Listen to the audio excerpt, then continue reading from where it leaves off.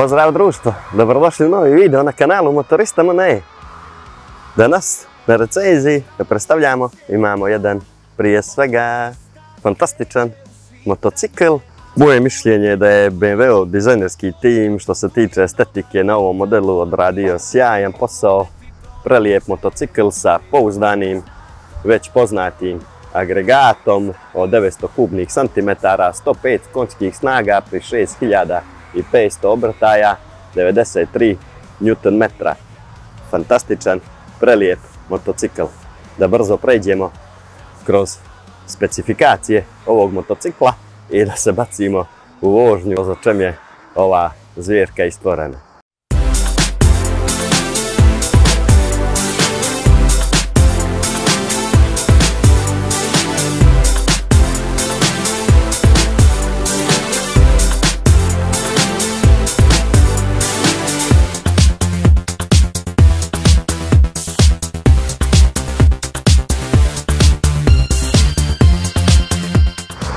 Već duže vrijeme mi je ovaj motocikl veoma interesantan i želja mi je bila da ga probam, da se provozam na njemu i mogu vam slobodno reći da sam počeo i da se doumim između ovog motocikla i F900XR.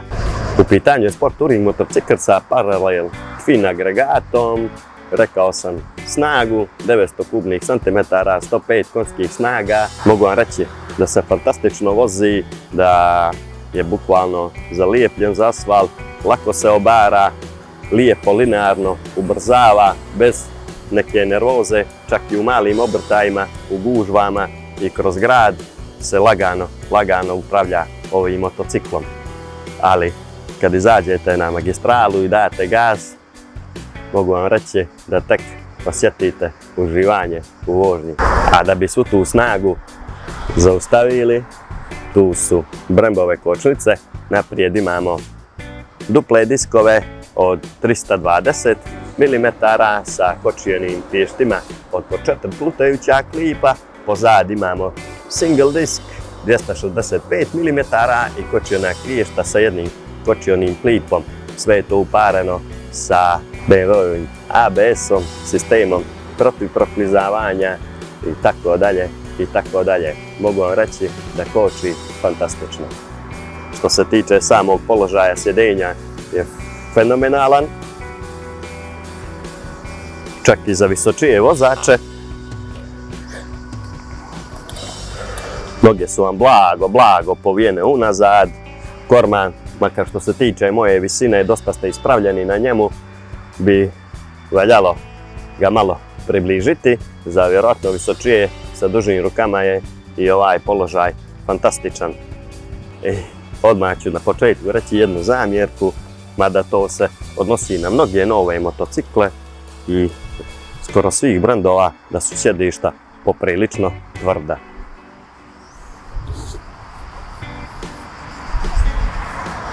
Kad smo već kod zamjerki, mana koje sam ja za ova 3 dana kad ga vozim primijetio, to je da kada ste u gužvama, kroz grad ili u kolonama, da malo više grije u predjelu stopala, tako da na ovim vrućinama zna malo i to da smeta.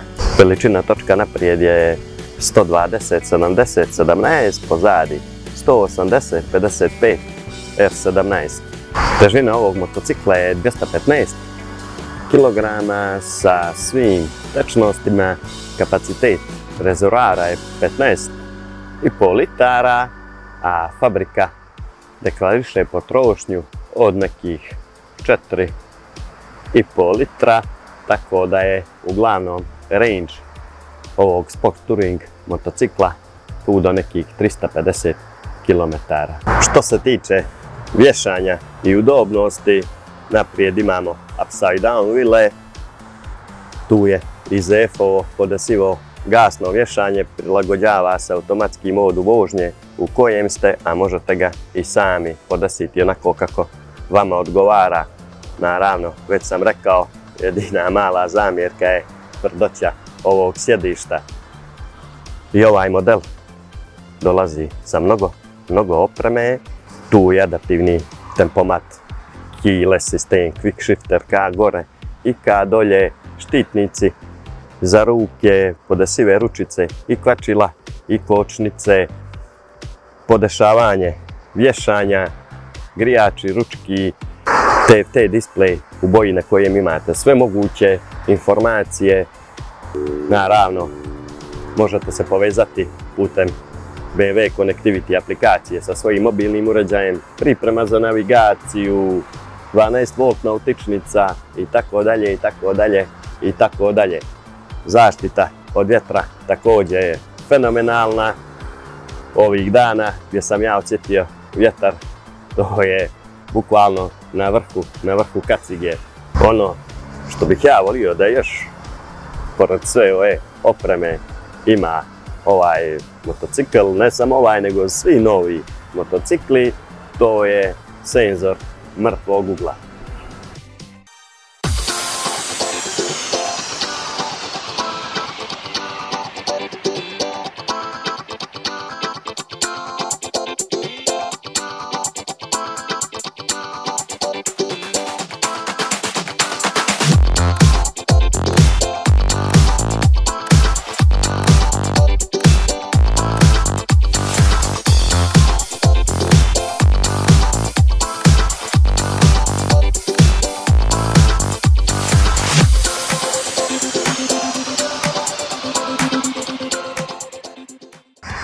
Jedna zanimljivost vezano za oznake na BMW-ovim motociklima. Prvo slovo u oznaci označava tip agregata koju taj motocikl nosi. Ako je R, onda je u pitanju bokser agregat, ako je F, onda u pitanju paralel twin ili jednocilindraž i tako dalje i tako dalje. Zatim broj je snaga tog agregata, u ovom slučaju F paralel twin, 900 kubnih centimetara, XR, oznaka za sport touring motocikl, roadster. I ekipa pakujem opremu, ranac na leđa, kaciga na glavu i krećemo u vožnju. Ajmo da vidimo kako se ovaj sport touring motocikl srednje kategorije ponaša na asfaltu.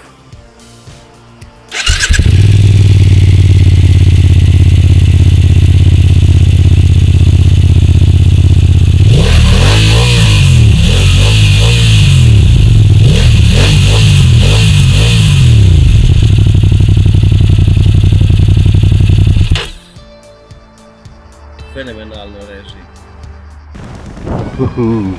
To je stvarno uživanje za voziti. Mogu vam reći da jednostavno je totalno prirodan položaj sjedenja, motor ubrzava tako dobro, ali nekako ono tečno, lagano, bez neke nervoze, cimanje i to, i ne primijetite i samo spustite pogled na kilometar sati i tako da vidite na kojoj ste brzini.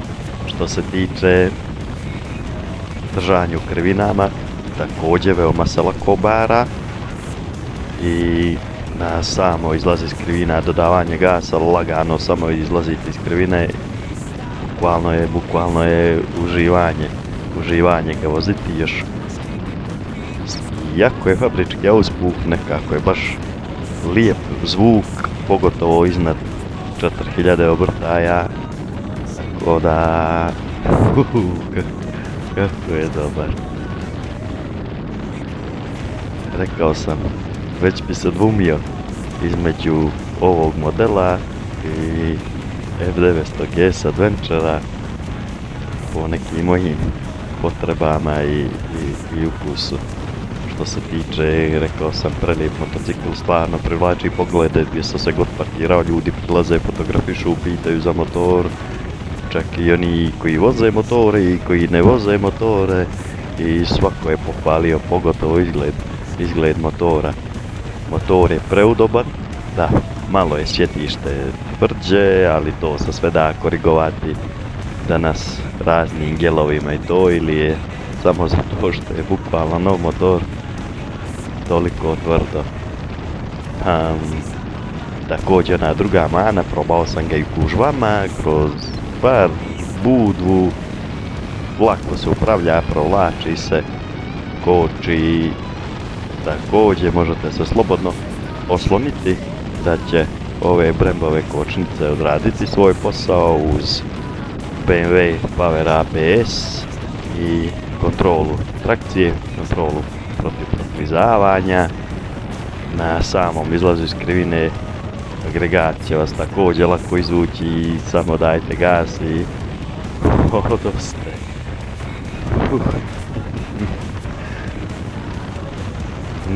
Mnogo mi se svidio ovaj motocikl.